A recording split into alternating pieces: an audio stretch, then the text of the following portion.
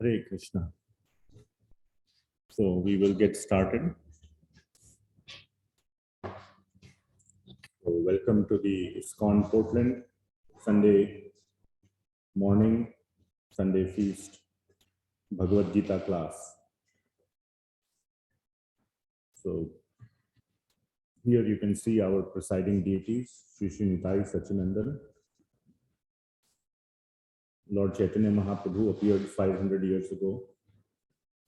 He's an incarnation of Lord Krishna, and together with him is Lord Nityananda, who is incarnation of Lord Balaram. Lord Krishna never appears alone.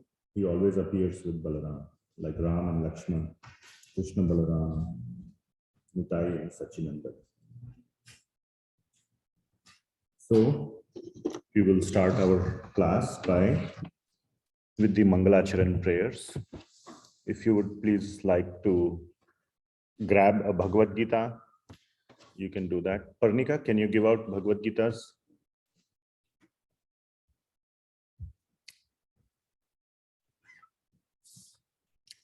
To people. Okay. So the Mangalacharan prayers are in the introduction page. If you open page 1, you will find the Mangalacharan prayers.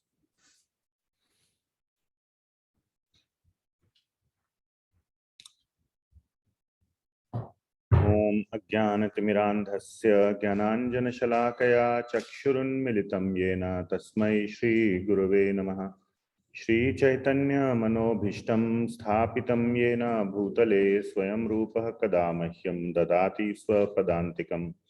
Vandeham Shri Guru Shri Yutah Padkamalam Shri Gurun Vaishnavamscha Shri Rupam Sagrajatam Sahagana Raghunathan Vitam Tam Sajivam Sadvaitam Savadhutam Parijana Sahitam Krishna Chaitanya Devam Shri Radha Krishna Padan Sahagana Lalita Shri Vishakhan Vitamscha Nama Om Vishnu Padaya Krishna Pristhaya Bhutale Srimate Bhaktivedanta Swami Niti Namine Namaste Saraswati Devi Gauravani Pracharine Nirvishesha Shunyavadi Paschatya Desha Tarine He Krishna Karuna Sindhu Deenabandho Jagatpate Gopesha Gopika Kanta Radha Kanta Namostute Tapta Kanchana Gaurangi Radhe Vrindavaneshwari Vrishabhanu Sute Devi Pranamami Haripriye Vanchakalpatarubhyascha Kripa Sindhubhya Evacha Patitanam Pavanebhyo Vaishnavebhyo Namo Namaha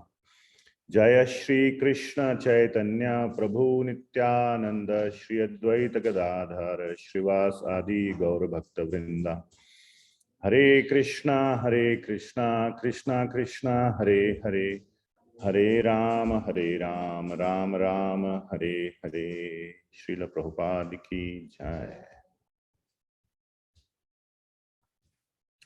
So today we will be, what I thought is, we'll read from 10th chapter of Bhagavad Gita. And the section where Arjuna speaks. So that is 10.12 to 10.18. So if you all can open your Bhagavad Gitas to 10.12. So this section of Bhagavad Gita is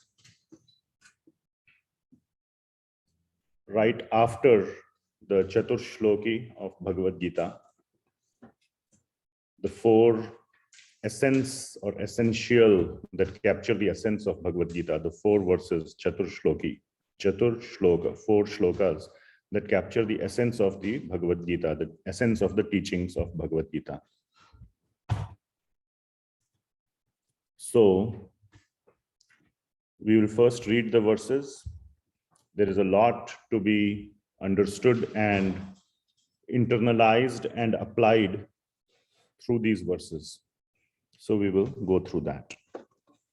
So are you all on 10.12 and 13? Everybody got it? chapter 10, verse numbers 12 and 13. They are recited together.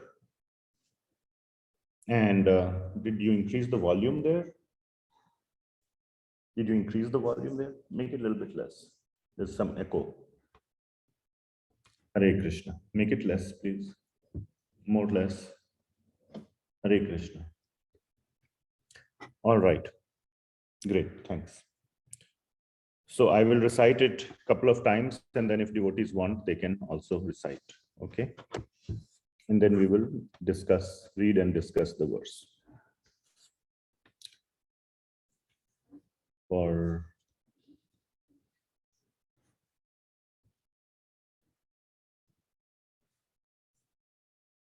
benefit of those on Zoom recording, I will share it as well. To do that, you'll need to be on. Arjuna Uvacha, you can repeat after me. Arjuna Uvacha, Param Brahma Param Dhama, Pavitram Param Bhavan,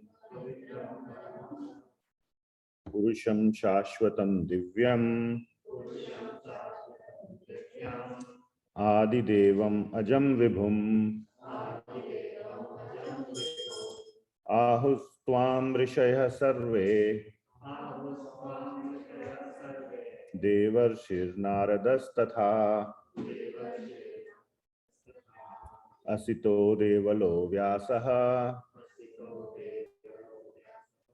Swayam Chaiva Bravishime. Once more. Arjuna Uvacha, Param Brahma Param Dhama, Pavitram Paramam Bhavan, Purusham Shashvatam Divyam, Adidevam Ajam Vibhum, Ahustvam Rishaya Sarve,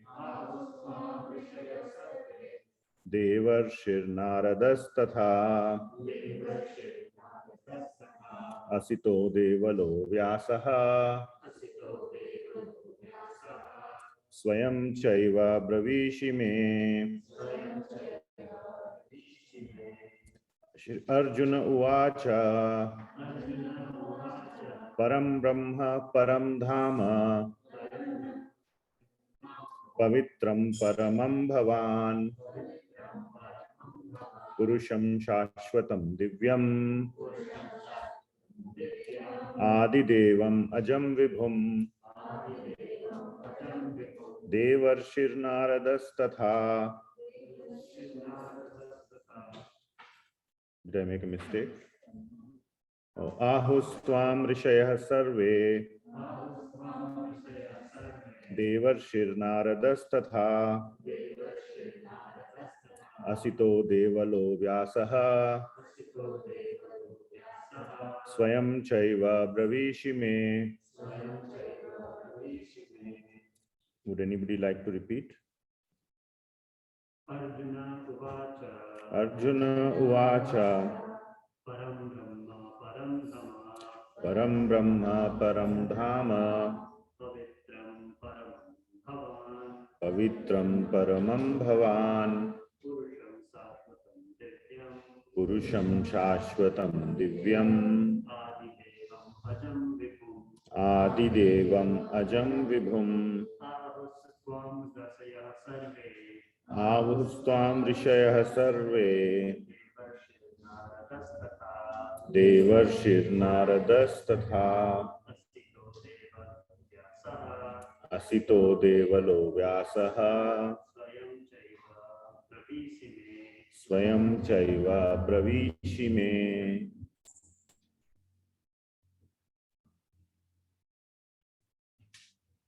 Any Matajis?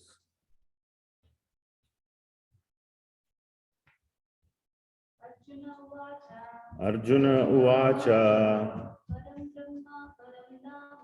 Param Brahma Param Dhama, Pavitram Paramam Bhavan Purusham Shashvatam Divyam Adidevam Ajam Vibhum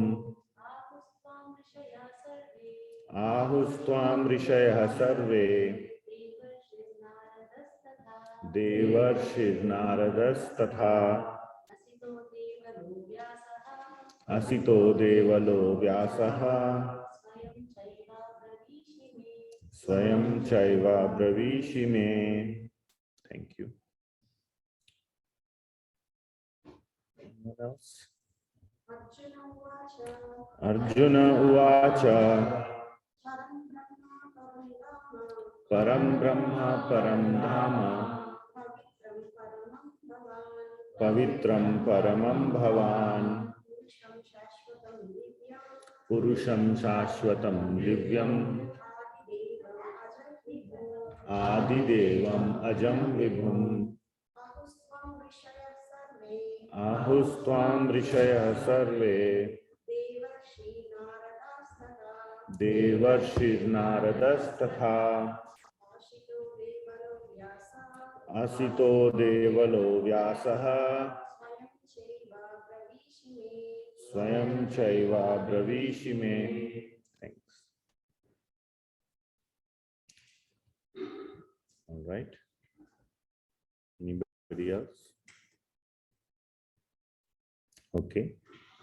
So this verse is the first verse spoken by Arjuna after the conclusion of Lord Shri Krishna of the Bhakti Yoga, the core Bhakti Yoga section, which started in chapter 7 and ended with the Chatur Shloki of Bhagavad Gita 10.8, 9, 10, and 11, which are very, very important, very famous, and very heavily spoken on verses. However, in these verses, Arjuna is confirming certain facts. So even for those who do not know the essence of the Bhakti Yoga section, I see some new people here. Arjuna is repeating the essence of the Chatur Shloka in these verses. So you will not miss anything. There is no prerequisite required for today's class. All right. But for those who are, many of you I see are heavily studied in Bhagavad Gita, and for them also, there are some very sweet and very nice realizations that I heard from very senior devotees. And today's class primarily is coming from my listenings and readings from Chaitanya Prabhu. All glories to him. Very nice inspiration he provided to me to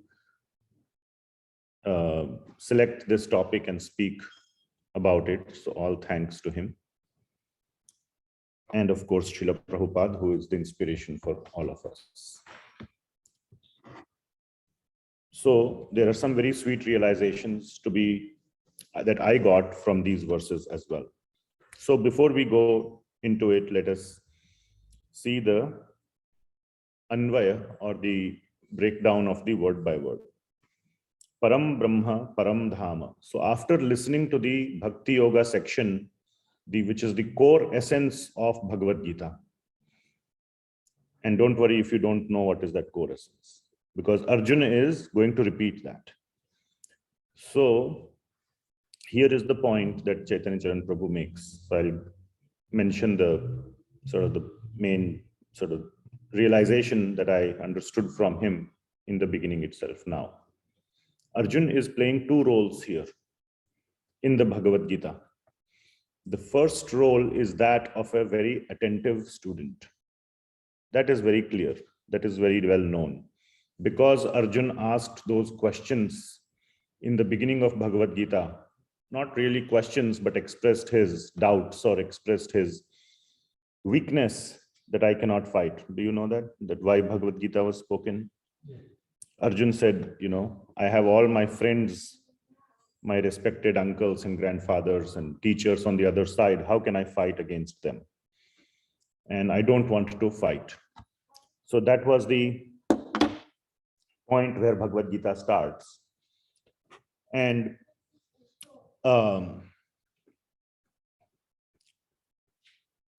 Lord Krishna is, or Arjuna is becoming the medium for Lord Krishna to speak this supreme knowledge to all of us. Because he expressed those doubts, his weakness, Bhagavad Gita was spoken. And of course, it was arranged by the Lord so that we all can get the benefit of Bhagavad Gita.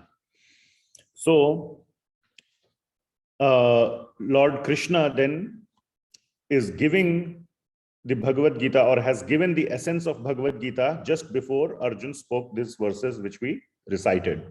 Param Brahma, Param Dhama. And as part of, so that is first role that Arjuna is playing, of a student. A teacher can manifest himself when a student is present. Teacher cannot speak to an empty class. There has to be at least one sincere student, and Arjuna very nicely fulfilled the role of a very attentive and sincere student. Here comes the important point. The second role that Arjuna plays is to confirm Arjuna, Lord Krishna's teachings.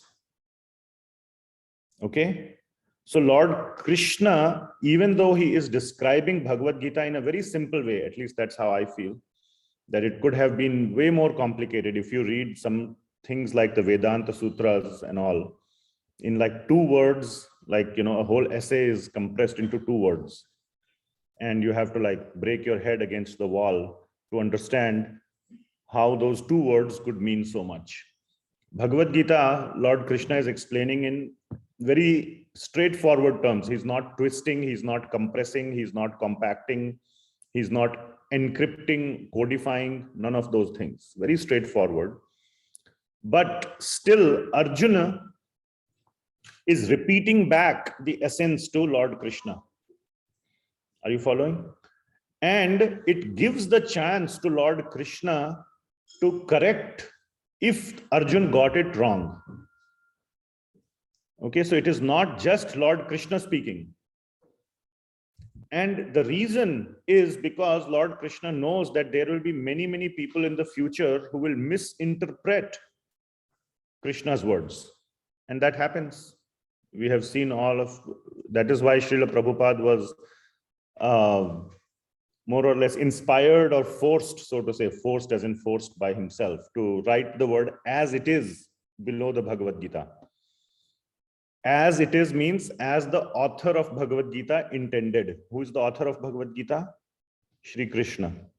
As Krishna intended, that is how Bhagavad Gita is being presented, not in some twisted way with some mirch masala, some, you know, of your own interpretations added on top of it. And that is what Arjuna is doing in these later verses of Bhagavad Gita, where Arjuna is confirming that understanding, that this is the understanding. And Lord Krishna, you will see, he says, yes, absolutely, that is the understanding. And that also is the role at the end that Sanjaya is playing. Even though Sanjaya is only one-way transmission, like a radio, it's not like a Zoom call. Or radio, probably none of you understand, even I have forgotten. Let's say YouTube. You cannot, the difference between YouTube and Zoom is, in Zoom, you can unmute and ask questions back. YouTube, it's only one way, right? You cannot communicate. I mean, of course, you can give comments and whatnot. That's a separate matter, right? So Sanjay was receiving a one-way transmission. So yes, Sanjay is also acting or playing the role of repeating the message, what he has heard. But Arjuna's role is way more significant because he has a chance of being corrected by Lord Krishna. And we see that at 2 places in Bhagavad Gita. In the first instance, where Arjuna expresses his weakness, Lord Krishna doesn't agree, yes, you are in the mode of goodness. You're such a nice person, you don't want to fight. What will you do with all this kingdom? Anyway, it is temporary, it's all material. Let's go. You are right, we'll go. And he could have withdrawn from the battle. So Lord Krishna prevented that. That was not such a bad choice. Lord Krishna could have agreed to Arjuna, but he said, no. What the heck is wrong with you? And he, in fact, in a very mocking way, he says, have you become a transgender or something? He says that because Arjuna had played a role of a transgender when he was in the Agyatavas. He says, that time you were acting. Have you like really become like that? By acting, sometimes you just become like it too much, it becomes a habit. So he very strongly mocked Arjuna. So Lord Krishna is not going to hesitate. And the second instance where he corrects Arjuna, not corrects, but at the end of 6th chapter, when Arjuna says that this system of yoga that you have described is too complicated. I cannot control my mind. Then Lord Krishna says you can control your mind through vairagya, abhyasa and vairagya. Thank you. And still Arjuna says, no, it is still not possible. Lord Krishna does not give up. Lord Krishna persists. He says, okay, whatever little you can do in this life, you do, and you can continue from where you left off in the next life. And then he starts speaking the Bhakti Yoga section. So my point is, Lord Krishna would have not hesitated to correct or stop Arjuna if he got it wrong. So because Lord Krishna's words are open to so much misinterpretation over the thousands of years, and that has happened, Arjuna's words offer a very clear reconfirmation of Lord Krishna's message. And in these verses that we recited, that exact same message, which is in the as it is, the essence, the correct message of Bhagavad Gita, is being repeated by Arjuna. And upon understanding that message, what should you do? That is also going to be covered by Arjuna. What is his understanding? So what is the message? How you should accept it? And what should you do? Like how should you act on that message? Because message is just like words. The doctor can tell you, you should exercise, you should do this, you should do that. If you don't act on it, then, the doctor can keep speaking as long as, cows come home. You are not going to get cured. You have to act on the doctor's instructions, only then it will be helpful. So how to act on Lord Krishna's message? All that is going to be explained by Arjuna in these few verses. So the translation or the essence of the message is being described by Arjuna. Essence is what? First essence is that Lord Krishna is the Supreme Lord. Who is he? Param Brahma, Param Dhama. That is the verse we read. So we are reading for those who have just arrived. Chapter 10, verse number 12 and 13. Arjuna Uvacha, Param Brahma, Param Dhama, Pavitram Paramam Bhavan. Bhavan means you are. Bhava means are, you are. So Arjuna is saying to Lord Krishna who he is. He is Krishnitai Sachinandan Dev Bhagwan ki Jai. He is Param Brahma. He is the supreme truth. Param Dhama, the supreme abode, the destination that everybody should strive for.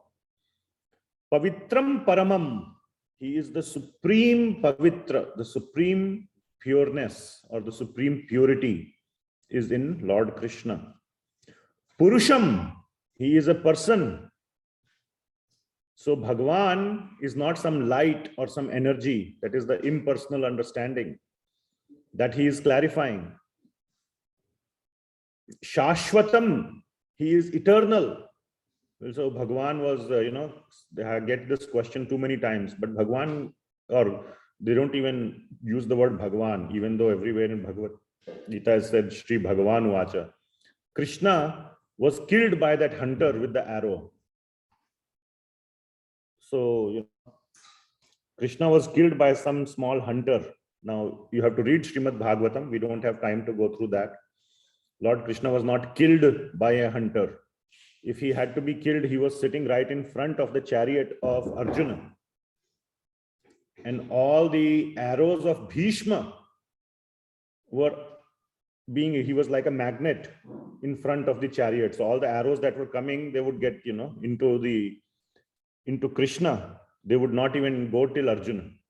That is how Arjuna was protected from all the attacks of all these such great warriors.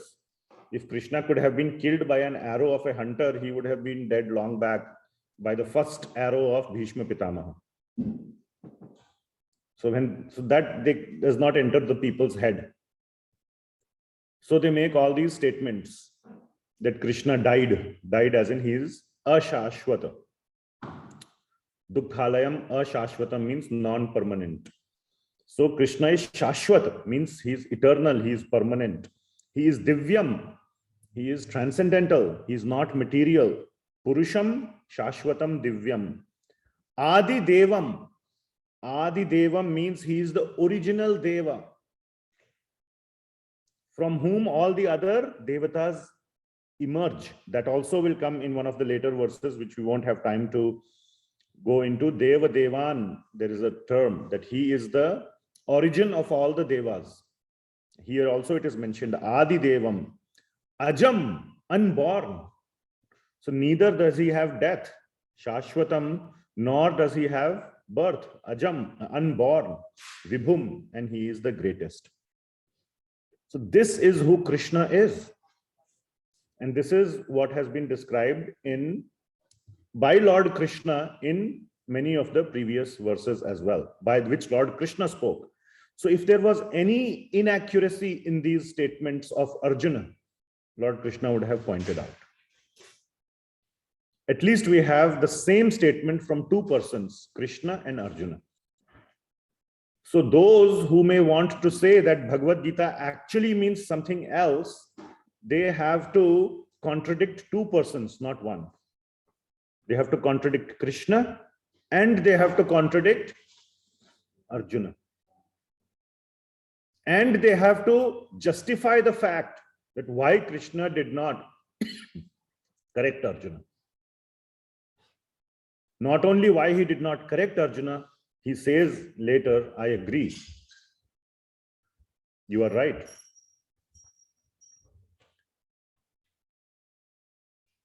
And then it's not just two. Now it becomes from 1 to 2 to 6. 4 more are going to be added. So there is a lot of deep meaning behind these verses. These are not just poetry. Every verse has a deeper meaning. So in the next verse that we read, number 13, it says, Ahus Tvam Rishaya Sarve. That all these sages, Rishaya means all these great sages, and we will see 4 specific names, and you cannot deny that these are not great sages. All these sages say about you, Tvam, what do they say? Or they say the same thing. Which sages say? Devarshi Narada, first of all, Narad Muni.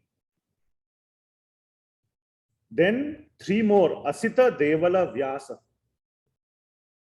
These are all very, very, very renowned and famous sages. Those who would want to misinterpret Bhagavad Gita take the words of these same sages and they try to twist and turn. So that the names of those sages have been put.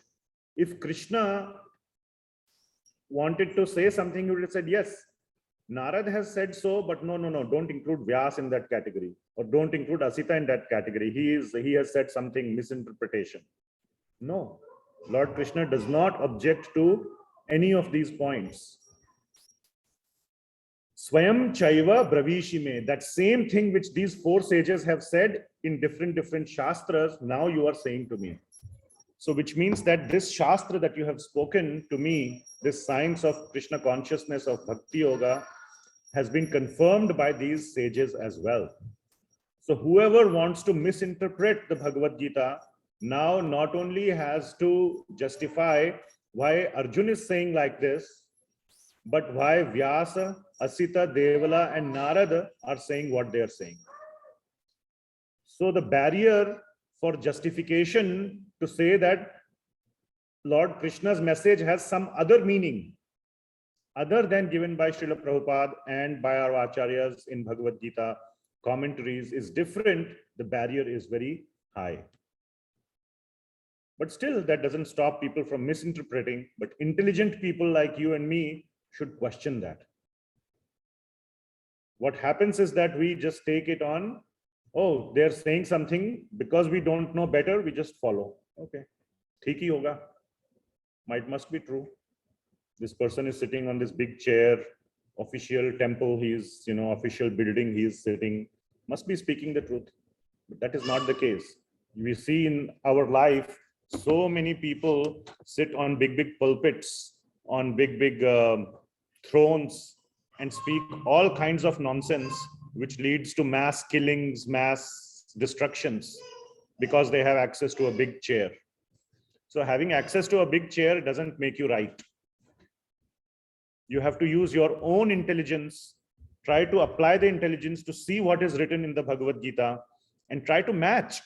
That is the interpretation matching the source. If I am saying 2 plus 2 is 5, you can say, okay, 2 plus 2 is 5. But if you start counting, wait, 2, 1 finger, 2 finger, okay, plus 2, third finger, fourth finger, 1, 2, 3, 4. Wait, where's, you have to apply your intelligence. You can't just like go with the flow. And if you apply your own intelligence and question, then you will come to this understanding which Arjuna has come, Asita, Devala, Vyasa and Narada have come to that same understanding. So that is the way to understand the Bhagavad Gita. So let us see. So Srila Prabhupada has written a very wonderful purport, and I want to read just some portions of it. It's a long purport.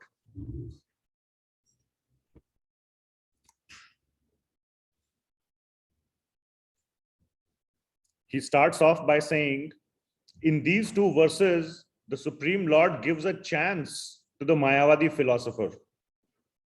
For here it is clear that the Supreme is different from the individual soul.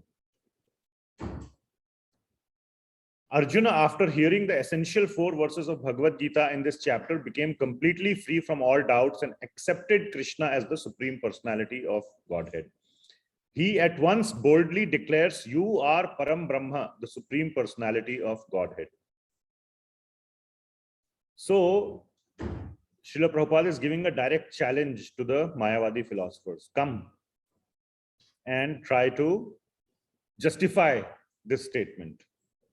And it is very difficult to justify that Arjuna is separate from Krishna, and Krishna is the Param Brahman and he is the little Brahman. The soul of the Jiva and Param Brahma, the Paramatma and the Jivatma, the difference is in quantity. There is similarity of quality, but difference in quantity. And they are two separate, they are not one. So Srila Prabhupada is giving that direct challenge to the Mayavadi philosophers.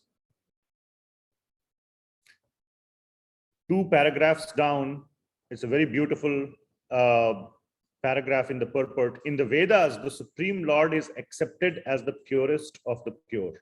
One who understands that Krishna is the purest of the pure can become purified from all sinful activities. One cannot be disinfected from the sinful activities unless he surrenders unto the Supreme Lord. Now here comes the important part. Arjuna's acceptance of Krishna as the supreme pure complies with the injunctions of the Vedic literature. This is also confirmed by the great personalities, of whom Narada is chief. So in the 14th verse, so we read 12 and 13. So in your Bhagavad Gita, if you go to the 14th verse, I will just read the translation, not the Sanskrit, in interest of time. Arjuna says, "O Krishna, I totally accept as truth all that you have told me." So acceptance of Krishna's message as it is message, not adding your own mirch masala to it. You have to add your intelligence to it. Of course, I'm not saying keep your intelligence on the shelf and blindly follow. No.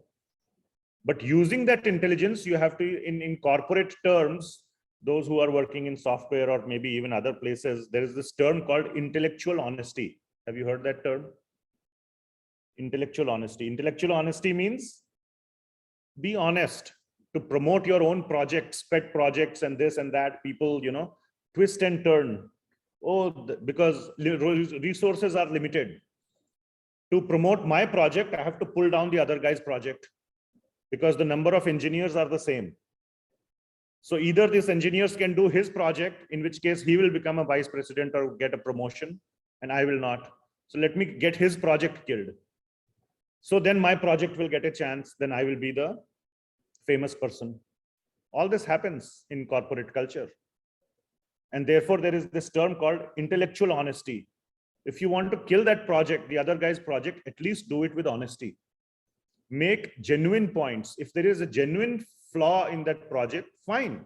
Nobody should stop you from speaking the truth. So you have to apply your intelligence, but honestly. Not dishonesty, not duplicity, not cheating. Okay?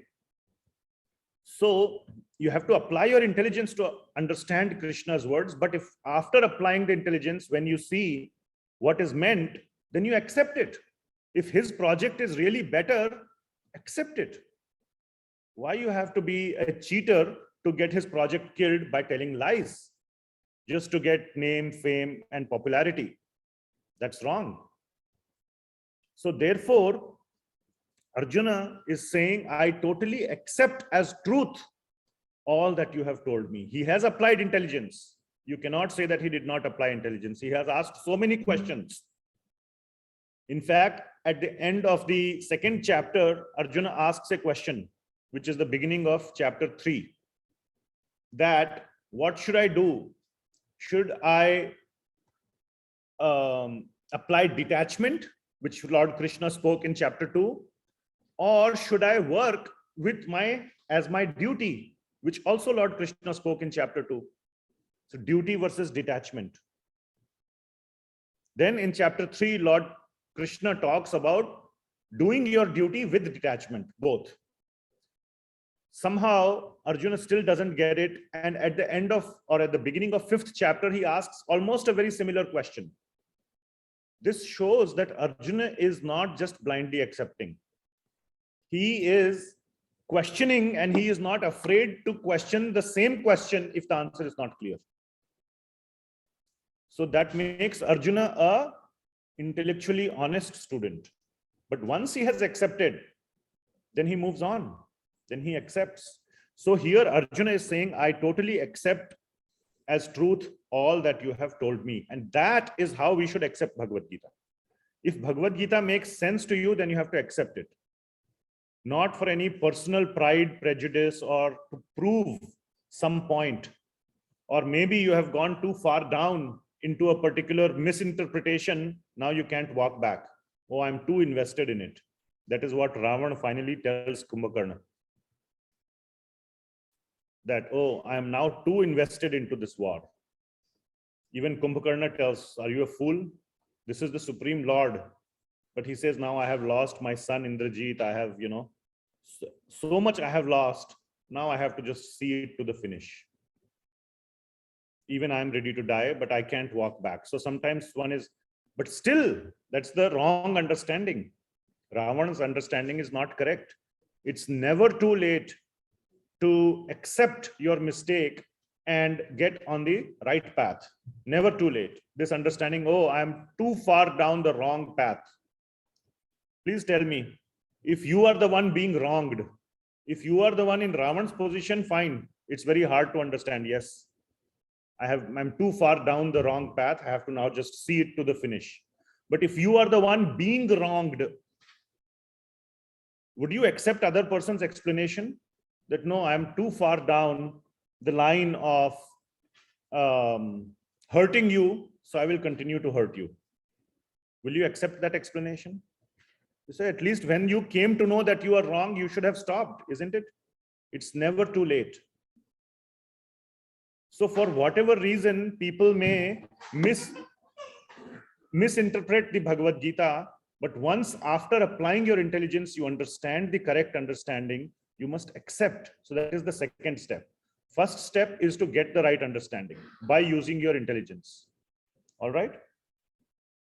And the correct understanding is that Krishna is Param Brahma, Param Dhama, and he is the Supreme Lord. He's unborn, he is Shashvata, eternal, he is Ajam, he is unborn, he is the Lord of everything. That is the first understanding. That's the understanding. The next step is acceptance, like Arjuna is showing. And then the third step is application. So if you go further down in the Bhagavad Gita, text number, verse number 17. What does Arjuna say there in verse number 17? In verse 17, Arjuna says that, again, I will just stick with the English for sake of time. O Krishna, O Supreme Mystic, how shall I constantly think of you? Because in the core message of the Bhagavad Gita, what Krishna is asking the bhaktas to do, what is it? Mad chittah mad gatah prana. I'm using the same words as in the Chatur Shloki, which have just concluded before this section. Mad chittah means keeping always me, mad, in your chitta. What is chitta? Mind. So what is Krishna? Who is Krishna, or who or what is Krishna asking to fill your mind with? Thoughts of Krishna. So that is what Krishna has just said. Mad chitta, mad gata prana. Make me your gata, your destination. That's why Arjuna is saying Param Dhama. You are the supreme destination. Because Lord Krishna says, Mad gata prana. Your life and soul should be to come to me. Mad gata. Gata means to go. So your whole focus of your life should be to come back to me.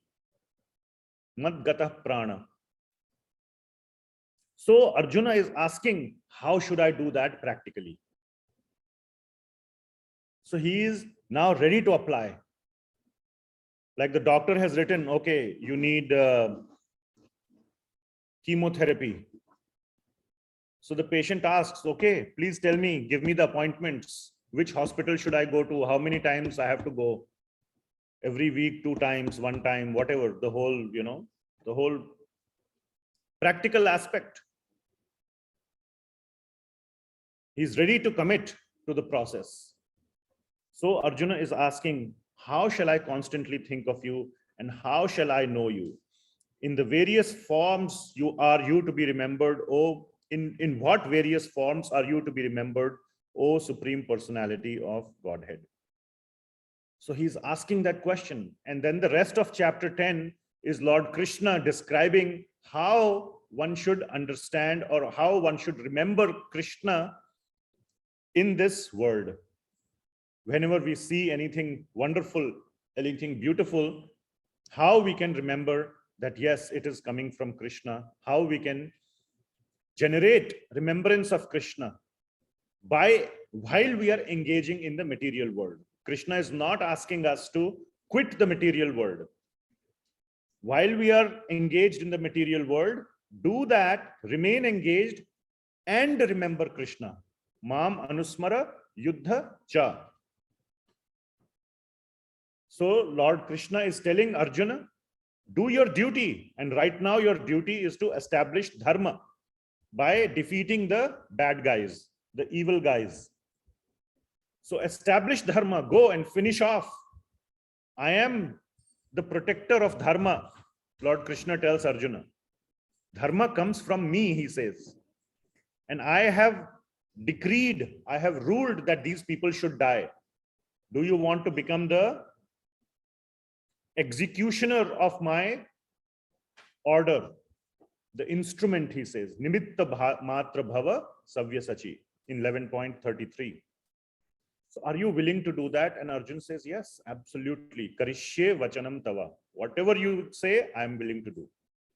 Now my moho nashtaha, all my illusion has been destroyed. I am ready to do karishye vachanam tava. So that is the commitment to action. And he is asking how to, or what are some of the details of the process of committing to the instructions of Lord Krishna. So it is 11:20. I will summarize and we'll see if there are any discussions or questions. So what we started off with is this discussion about the essence of Lord Krishna's instructions. But instead of choosing Lord Krishna's words today, in today's class, I chose Arjuna's words. The instruction is the same. Arjuna, Lord Krishna is, so to say, the doctor. Arjuna is the patient. Whatever, he is going to Krishna for advice. Shishyaste aham shadhi mam tvam prapannam. He says, I am the Shishya now. You please tell me. Shishyaste mam. I am the Shishya. So he accepts the position of a student or a patient, so to say, in a doctor-patient relationship. So the doctor gives him the instructions. From the patient side, he says, okay, this is what you have told me. This is my diagnosis. So this is, he repeats back. The doctor could have corrected him if he got it wrong. So since there are many people out there who misinterpret Krishna's words, Lord Krishna is endorsing Arjuna's understanding and raising the bar of the correct understanding. That is the point we first established in today's class. Are you following the logic? Then the second point, from the listener or the student or the patient's perspective, is the acceptance of the diagnosis or acceptance of the instruction. While the teacher is telling you, or while the doctor is talking to you, in your mind, if you are thinking, not making sense, let me finish, get done with this appointment, I'm never coming back here again. Sometimes that happens, right? When you go to the doctor and he tells you some nonsense and you just like, okay, once I'm here, I just don't want to like be rude. Let me get over with it and I'm out of here. Arjuna doesn't do that either. And how is that shown? First of all, he says that I accept, and then he is going to the next step of commitment to action. Okay, please tell me the details. So that is what we covered in today's class, the essence of Krishna conscious philosophy, that Krishna is the Supreme Lord. If it makes sense according to our intelligence, then we should accept it. If it doesn't make sense, fine, go. Eat, drink, and be merry wherever you are. Be happy.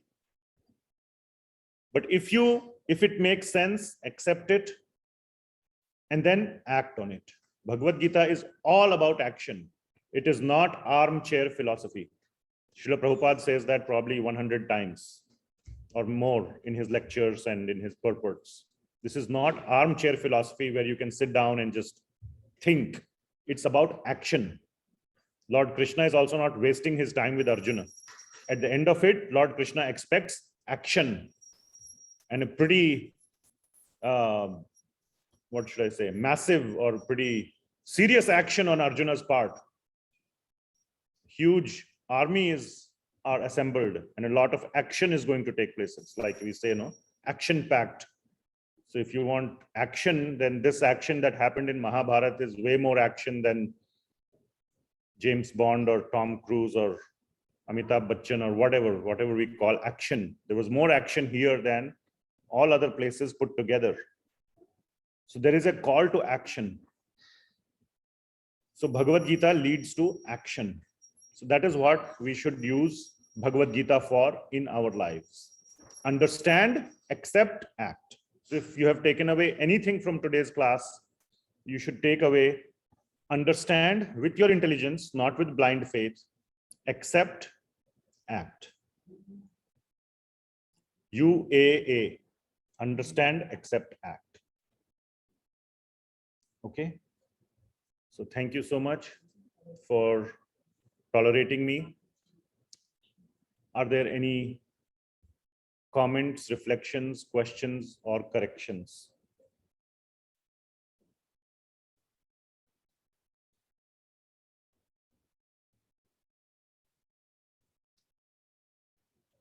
Anyone? Hare Krishna Mataji, thank you so much for blessing us today. So nice to see you after a long time. We have very wonderful fortune of having the blessings of Manasa Ganga Mataji and Vedavati Mataji, who are direct disciples of Srila Prabhupada. Thank you so much. Please forgive me for any mistakes I've made. But please go ahead.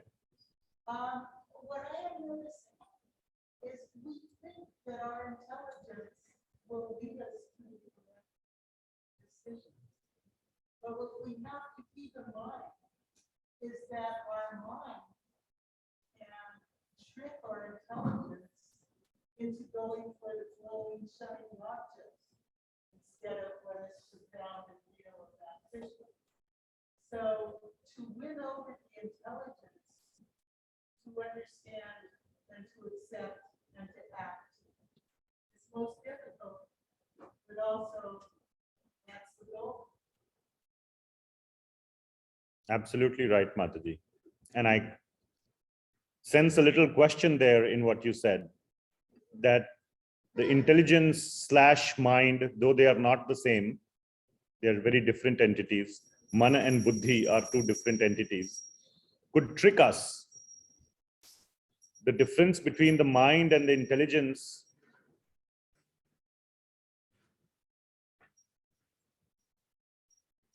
Krishna Rai Sachinanand Dev Bhagwan ki jai.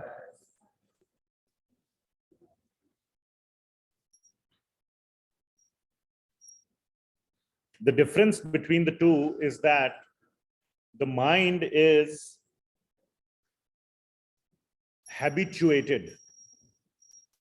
It is something, it's a beast or an animal. The mind is often equated to an elephant. And we have discussed this in previous classes, how an elephant can be trained.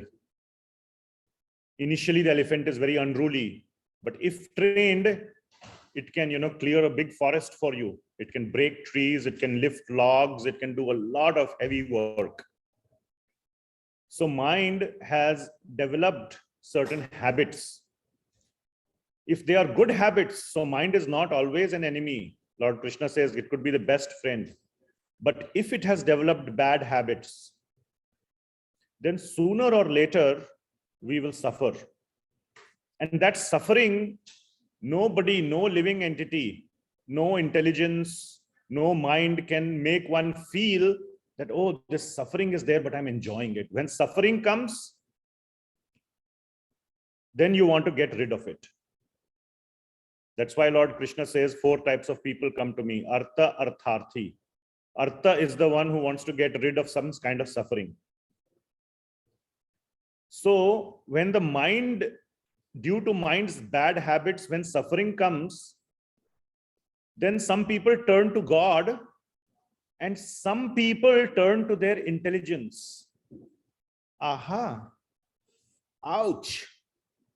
That hurt. Why the heck did I do that? Oh, let me think and see how to make sure this doesn't happen again. Does that happen? The mind causes us to fall into a ditch. And then we might resort to our intelligence to analyze. And that is when, if that hurt, if that suffering is good enough to bring us out of our bad habits or our illusion, then one can question, I read this in Bhagavad Gita, some idiot looking person with a shaved head, with some white or brown or orange clothes, which I considered to be an idiot, good for nothing guy, was telling me this. Let me try that out. Let me see if that makes sense. then that intelligence could help that person come out of that suffering. Ultimately, when suffering hits, that is when intelligence gets invoked. So, yes, Mataji, till that happens, Lord Krishna himself says in Bhagavad Gita, Bhogaishwarya prasaktanam taya aprita chetasam. That one who is too much in Bhogaishwarya, samadhau na vidhiyate. His attachment to spiritual direction does not take place.